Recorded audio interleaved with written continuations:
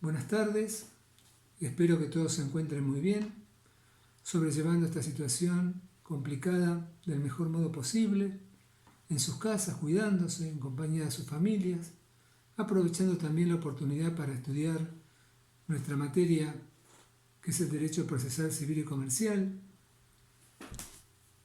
Les cuento que para ello tienen a mano el Código Procesal, indispensable para seguir las distintas unidades del curso. Bien, hoy vamos a ver la unidad número 8. En ella se trata el tema de las diligencias preliminares y de la demanda. ¿Por qué están correlacionadas estas dos cuestiones? Nosotros tenemos que pensar la demanda como un acto procesal donde hacemos una petición que tiene formalidades y que tiene por finalidad iniciar ese proceso judicial, donde nosotros vamos a ventilar un conflicto que se suscita entre dos o más personas. Para ventilar ese conflicto vamos a tener que recurrir, como dijimos siempre, a el derecho de acción que tenemos, que está en potencia, que todos tienen desde que son personas, y a través de la concreción de ese derecho de acción, una pretensión, que es concretamente aquello que yo le pido al juez que me otorgue a través del dictado de la sentencia, incluir esa pretensión dentro de una demanda, que es el continente, y efectuar una petición relativa a que se conceda esa pretensión. O sea, lo que parece un juego de palabras no lo es tal, sino que la demanda es un acto de petición que contiene una pretensión, con los distintos elementos que vimos hasta ahora.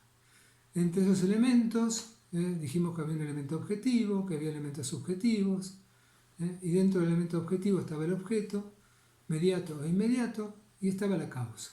Y la causa tenía que ver con los hechos en los que se fundamenta la pretensión. Los elementos subjetivos tenían que ver con la parte que reclama la satisfacción de una pretensión, que normalmente es la parte actora, y frente a quién se reclama la satisfacción de esa pretensión, que es el demandado. Y en un plano supraordenado a las partes aparece el juez como director del proceso. En esa apretada síntesis queremos esbozar la idea de la demanda, que después vamos a ver más profundamente, para que ustedes entiendan el tema de las medidas preparatorias. Es decir, las medidas preparatorias sirven para que quien vaya a ser parte en un proceso como actor o como demandado requiera, si no lo puede hacer extrajudicialmente, que se lleven a cabo algunas diligencias para preparar adecuadamente la demanda o para dotar de mayor eficacia al proceso judicial. ¿Dónde estamos cuando hablamos de diligencias preliminares dentro del código? Bueno, para situarlos en el tema nos tenemos que ir al código en la parte especial, en el libro segundo que habla de procesos de conocimiento, el título primero de disposiciones generales, y después de hablar en el capítulo primero de las clases de proceso, en el capítulo segundo se aborda el tema de las diligencias preliminares. Tenemos que ver que para ello se vale de los artículos 323 al artículo 329. Ahora bien, corresponde señalar que el código trata dentro de las diligencias preliminares dos cuestiones, dos institutos que se diferencian perfectamente. Ellos son las diligencias preparatorias y la prueba anticipada. Tienen estas distinta naturaleza jurídica y apuntan a distintas cuestiones.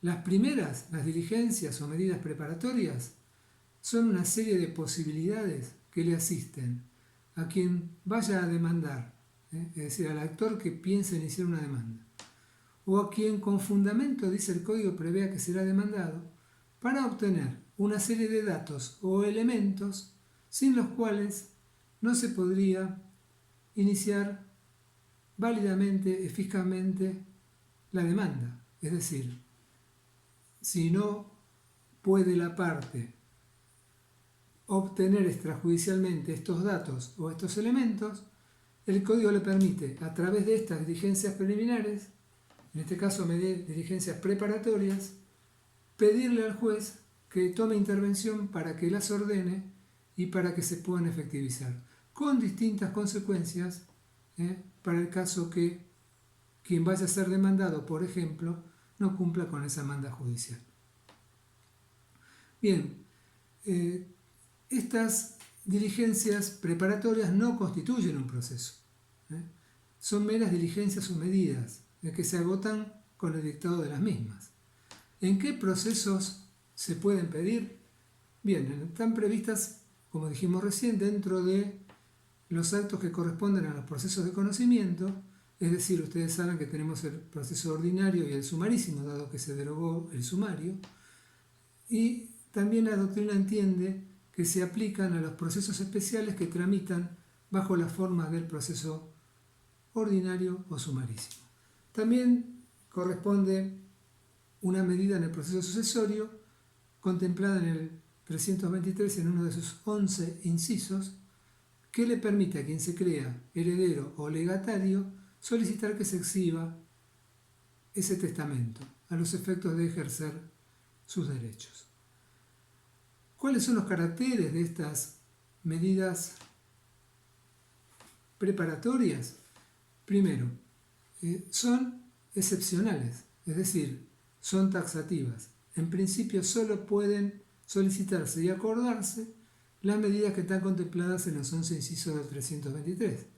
Si bien es necesario tener en cuenta que la jurisprudencia ha ido morigerando esta taxatividad y se han ido acordando medidas preparatorias que no están específicamente contempladas, pero que, si no fueran ordenadas, en su caso por el juez a pedido de parte, se terminaría perjudicando la eficacia de una demanda o imposibilitando incluso la interposición de la misma, conculcando en su caso el derecho que se perseguiría ser efectivo en ese proceso.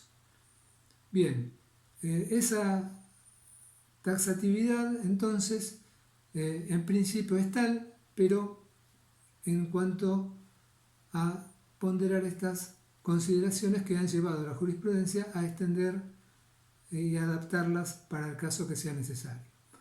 Es importante tener en cuenta que las medidas preparatorias no provocan la apertura de la instancia.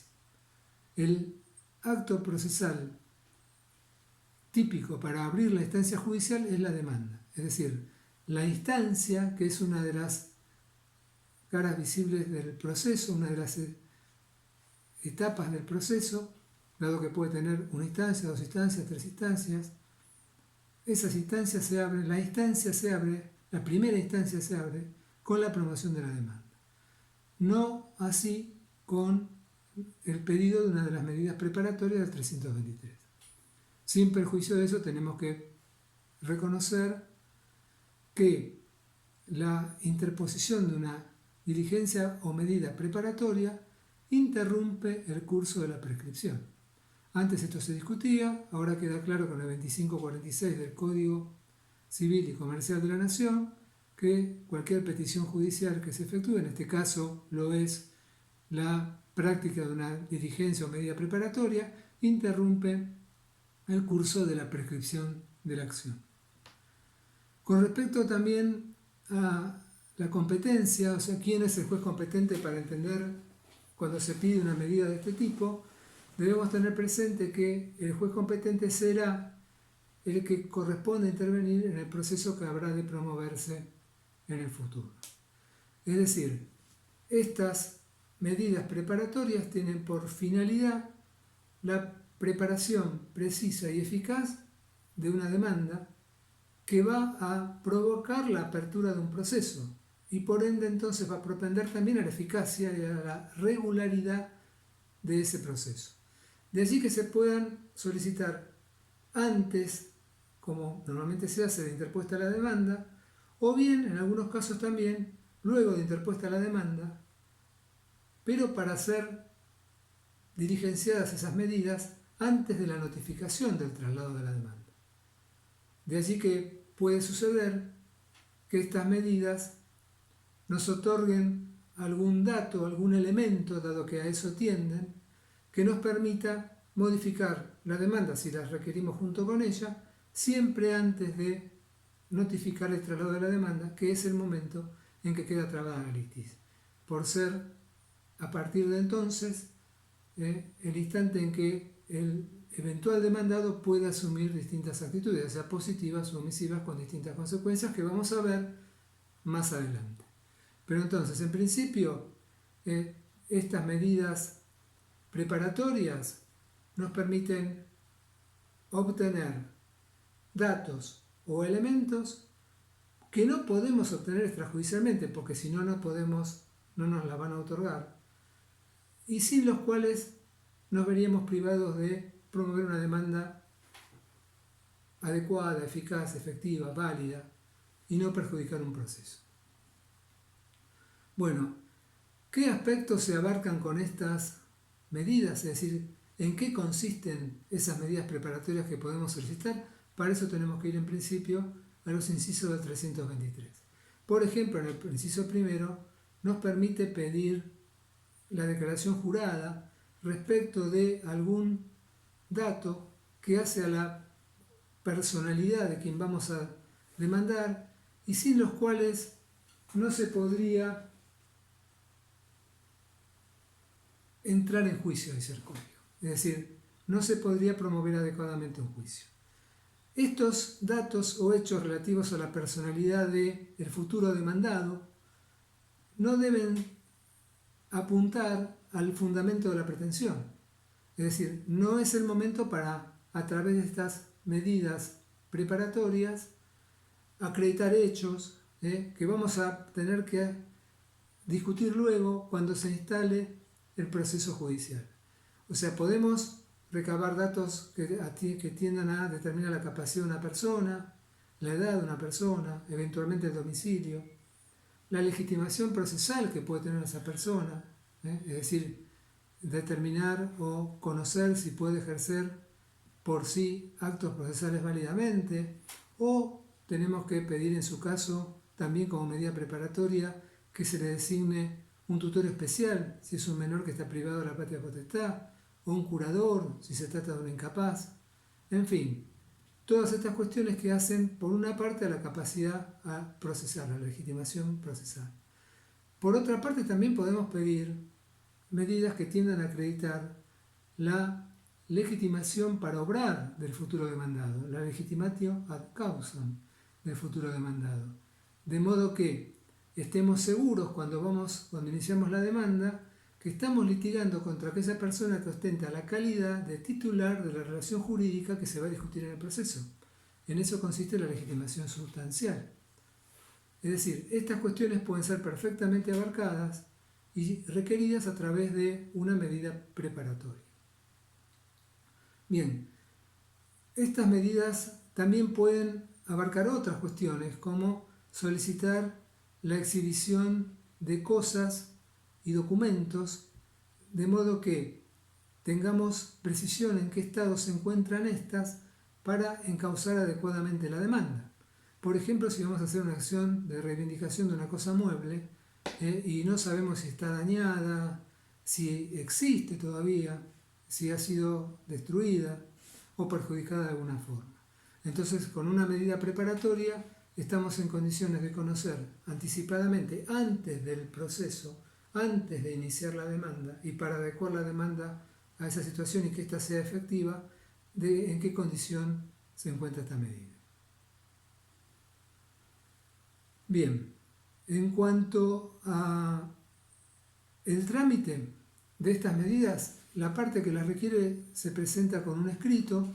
Ese escrito tiene que reunir todas las formalidades que corresponden a estas postulaciones de las partes, que en eso consisten los escritos, son presentaciones que hacen las partes en el proceso, y esos escritos tienen que ser hechos conforme a las normas que establece el artículo 115 y siguientes del Código Procesal, en su caso el Reglamento de la Justicia Nacional, artículo 45, 46 y 47, si se trata de una acción que tramite ante ese fuero, que nos da las pautas de los escritos y de las formas que debemos revestir, y particularmente para estas medidas preparatorias, con especial hincapié en esa vinculación que tendría la medida con el futuro proceso de iniciarse. Es decir, hay que explicarle al juez qué medida estoy solicitando como preparatoria, individualizándola en alguno de los incisos del artículo 323, con la salvedad que dijimos que la jurisprudencia ha abierto de alguna manera este principio de taxatividad, y de esa forma señalar además esa medida, cómo se vincula con el futuro proceso. O sea, tendré que explicar cuál va a ser el objeto del futuro proceso, cuál va a ser mi pretensión y por qué hace falta, para poder entablar válidamente esa pretensión, recurrir a esta medida. La resolución que dicta el juez en este tipo de pedidos, si es denegada, puede ser apelada. Pero si se acuerda la medida, aunque sea con un alcance distinto del requerido por la parte, se entiende que no puede ser objeto de apelación. Viene al caso aclarar que esta medida se dicta sin sustanciación, sin intervención de la otra parte.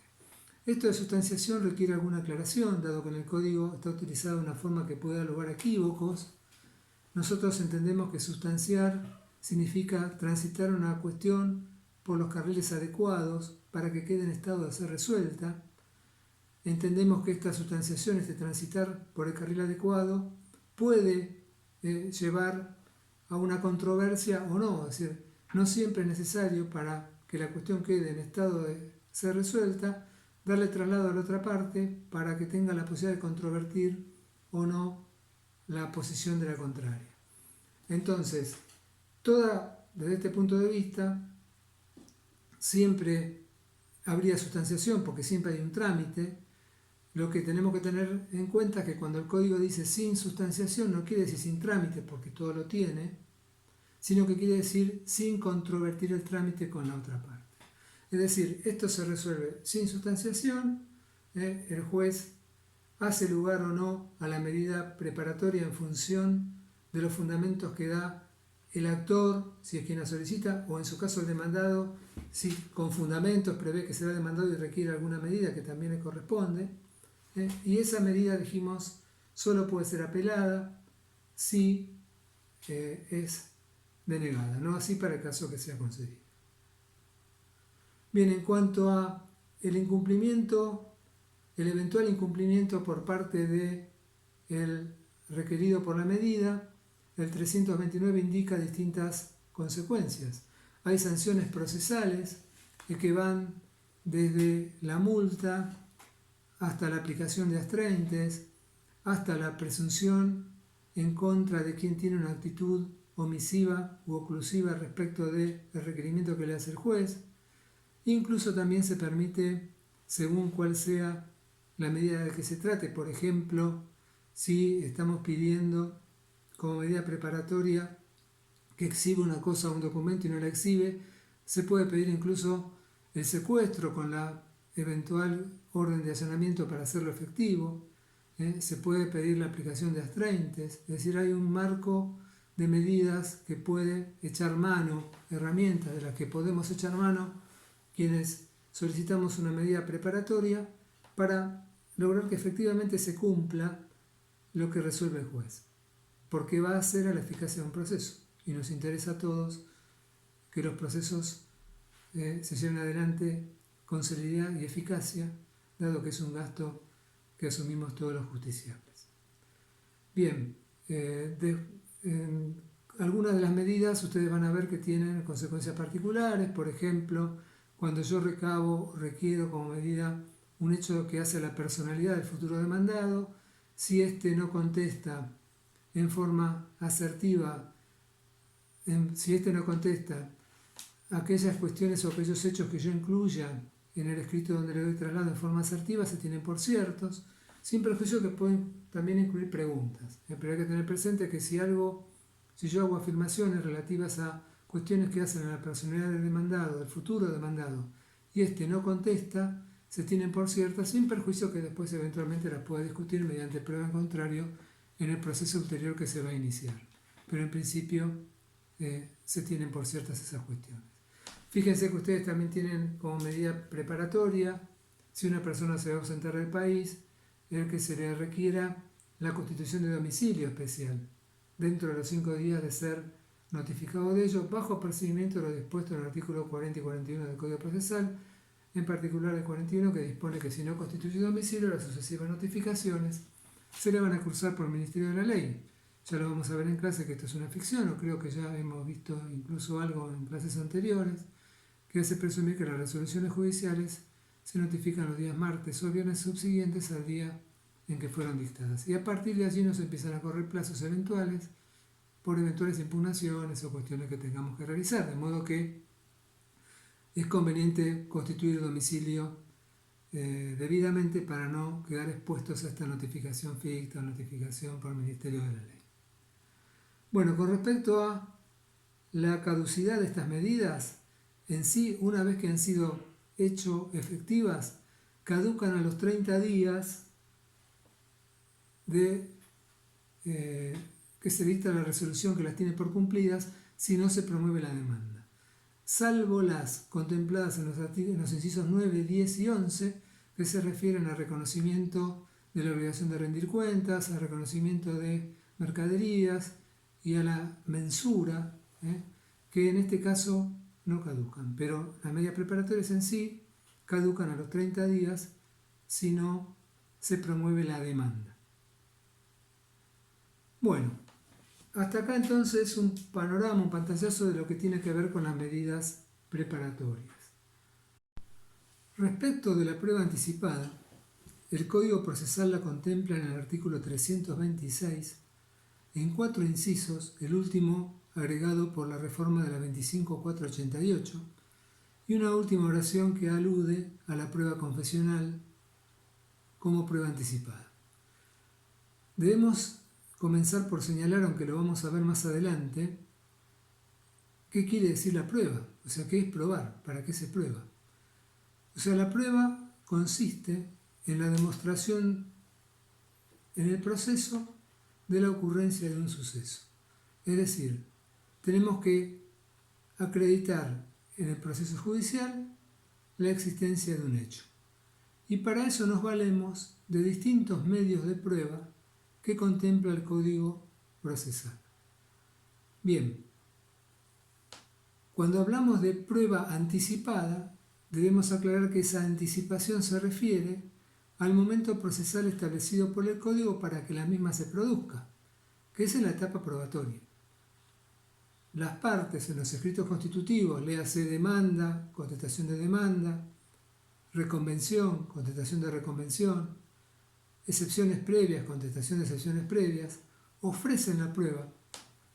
Esto significa que indican de qué medios se quieren valer, pero la misma debe producirse en la etapa probatoria, una vez abierta la causa prueba, cuestión que se hace en la audiencia preliminar, de existir hechos respecto de los cuales no haya conformidad entre las partes. Entonces, el momento procesal normal, natural, sería en la etapa probatoria. Ahora bien, ¿puede darse el supuesto en que se requiere anticipar ese momento? Sí. ¿Cuáles son esos supuestos? Y los que nos contempla el artículo 326, en sus incisos, que presuponen, para el caso de no producirse esta prueba, que la misma podría perderse o tornarse en ineficaz por el plazo del tiempo que necesariamente insume el tránsito del proceso judicial. Esto, cuando veamos cautelares, le va a sonar parecido. Es decir, siempre que hablamos de la necesidad de evitar los perjuicios que nos pueden ocasionar las distintas instancias que requiere el proceso con los tiempos consiguientes, hablamos de alguna actuación del juez que debe tratar de conservar, de evitar que el daño se produzca. En materia probatoria sucede lo mismo. Es decir, si yo necesito para acreditar un hecho, vamos a ver que el objeto de prueba está dado por algún hecho, que haya sido afirmado por las partes, que sea pertinente en el sentido que pueda fundarse en él la sentencia que se dicte, que haya sido técnicamente controvertido, es decir, que no haya acuerdo, que no haya conformidad entre las partes de cómo sucedió. Si tenemos un hecho afirmado, pertinente, conducente, controvertido, es objeto de prueba. Entonces, para producir esa prueba, yo debo valerme de determinado tiempo, de determinada etapa del proceso, y si se pone en riesgo, como dijimos, debido a la declaración de un testigo de avanzada edad, o que se encuentra enfermo, o que se encuentra próximo a ausentarse del país, yo puedo actuar protegiendo esa situación conservativamente, de modo de permitir que ese testigo declare antes de la etapa probatoria. O sea, estoy actuando de un modo conservativo que tiene que ver con la normalmente denominada cautela. La cautela viene de ser cauto, de ver con cuidado, con previsión, de ser precavido frente a una situación que nos puede irrogar un perjuicio. ¿Cuál sería el perjuicio en materia probatoria y por qué participa esta prueba anticipada de una naturaleza cautelar? El perjuicio sería que se perdería por el paso del tiempo la efectividad o la prueba en sí misma. Es decir, se trata, dentro de lo que vamos a ver al final del curso en las últimas unidades, de un sistema asegurativo probatorio. Los incluimos dentro de los sistemas cautelares porque, si bien tienen connotaciones diferentes, tienen en común estas circunstancias de actuar ante el paso del tiempo, ante el peligro en la demora, para conservar una situación que, de no ser preservada, pondría a una de las partes en inferioridad de condiciones respecto de la otra. Es decir, se trata de actuar conservativamente para mantener la igualdad de las partes en el proceso frente a distintas situaciones. En este caso, frente a la materia probatoria. ¿Para qué? Para que no se pierda y de ese modo sea menos eficaz el proceso, donde tratan de acreditarse hechos y a través de los medios de prueba formar la convicción del juez respecto de cómo sucedieron, para que vea si los puede subsumir en alguna norma abstracta del ordenamiento jurídico que los prevea y dictar una norma individual que resuelva el conflicto. De eso se trata, en definitiva, el juego que se da entre los hechos y la prueba. Las partes afirman hechos, la parte actora hace su afirmación respecto a los hechos, la demandada los reconoce o los niega. Si los niega o no hay conformidad, tienen que ser objeto de prueba porque el juez no sabe cómo sucedieron. ¿Para qué se prueba? ¿Cuál es el fin de la prueba? Lograr la convicción del juez. ¿Cómo la logramos? Con los medios de prueba. Si los podemos producir en la etapa procesal oportuna, ¿lo podemos hacer como prueba anticipada? No. Para que se pueda, para que yo tenga éxito con el pedido de prueba anticipada, necesito justificarle al juez el motivo por el cual debe anticipar esa prueba. O sea, el motivo por el cual no se puede esperar. Generalmente esto está vinculado con los incisos del artículo 326 del Código. Dijimos, declaración de un testigo, puede ser el reconocimiento de lugares o cosas por parte del juez, o el dictamen pericial respecto del estado de lugares o de cosas, que se puede hacer anticipadamente. Si el no hacerlo hace presumible que se pierda la prueba, puedo tener que requerir algún informe para recabar datos necesarios para el proceso, que después se perderían también. Pensemos en una carta de documento cuya autenticidad tengo que acreditar y que el correo, si dejo pasar demasiado tiempo, puede que no lo pueda hacer porque pierde o ya no tiene los elementos para ver si es auténtica o no lo que yo estoy presentando. También se puede decretar como prueba anticipada, en este caso para resguardarla, de alguna actuación del hombre, en el sentido que la pueda deteriorar, o se puede modificar, o se pueda perder, como el inciso cuarto que incorporó la 25488 respecto a la posibilidad que nos asiste de solicitar el resguardo, la exhibición o el secuestro de documentos que hacen al objeto de la pretensión, englobando en este caso a las historias clínicas y a la información complementaria. Pues bien, a través de estos sistemas asegurativos probatorios decimos que se tiende a la eficacia del proceso judicial. ¿Por qué? Porque permitimos que se preserve determinada prueba que de otro modo se perdería. Les adelanto que la prueba anticipada no caduca como las medidas preparatorias. No hay un plazo previsto para que caduquen las medidas si no se inicia la demanda. Siempre la diferencia que tenemos con las medidas preparatorias es que tenemos que citar a la contraparte para que controle la producción de la prueba que se trate. O sea, el principio es que toda prueba que se incorpore al proceso, sea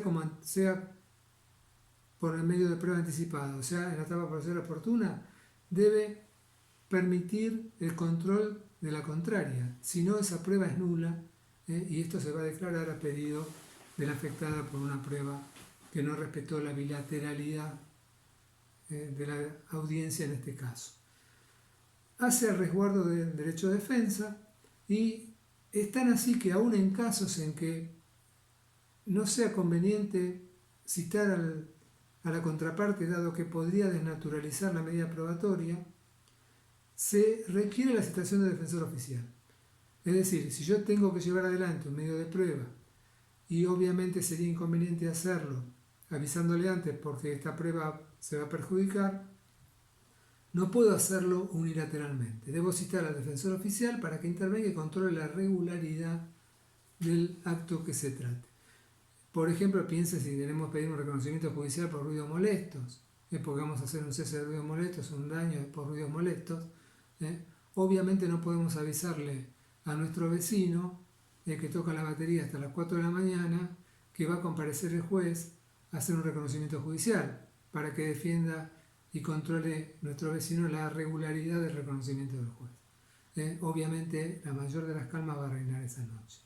En este supuesto, esta prueba se va a producir citando al defensor oficial en su caso para que controle lo que tenga que controlar y dé aviso de legalidad de cómo se hizo la prueba y pueda hacerle opuesta en la etapa procesal oportuna a la contraparte. Si no violentaríamos el derecho de defensa en juicio, la norma del debido proceso, lo cual desvirtuaría la vigencia que deben tener estos en todos los actos que se lleven a cabo. Denegada la medida de prueba anticipada, puede ser apelada. Ojo con esto porque es una excepción al régimen que establece 379 del Código, que dice que toda medida que tenga que ver con denegación, sustanciación o producción de prueba es inapelable, sin prejuicio de replanteo que vamos a estudiar más adelante, que se puede hacer en cámara cuando el recurso de apelación tramita en forma libre. Lo dejamos a un costado, pero queda dicho para que lo vayan contemplando. Pero en este caso hay una excepción y la denegatoria de prueba anticipada como tal puede ser objeto de recurso de apelación. Bueno, hasta acá lo que tiene que ver con diligencias preliminares. Vamos a seguir con la demanda.